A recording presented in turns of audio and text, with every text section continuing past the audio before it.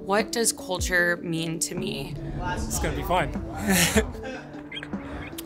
A great culture? That's an interesting question. Yeah, so culture to me is the DNA and the genetic makeup of a group. It tells me what the company stands for, what it's about, its beliefs, its values, and how they express those. It is the glue that sticks people together, and it's the magnet that pulls them together in the first place.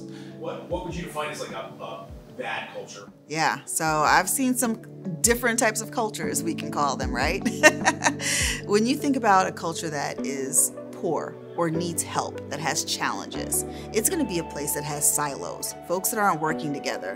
When you have a bad company culture where there's that disconnect in between our interpersonal relationships, it just creates a toxic environment. At the end of the day, there's no human-to-human connection. It's just mentally and physically just draining. I guess to really boil it down, bad culture is distracting. Okay, so what is a great company culture look like? Okay. What does a great company culture look like? A great company culture craves attention, right? And what that means is that it allows you to get up to be joyful to come to this environment.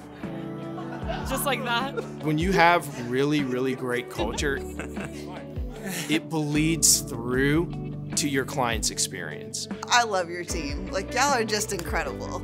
I think a great company culture is whenever you have diverse perspectives and backgrounds and experiences and identities all coming together, working towards a common goal, but everyone feels safe enough to bring who they are, where they come from, and their perspective to the table. Whenever you have all of those brought together, I think you just see your business really take off.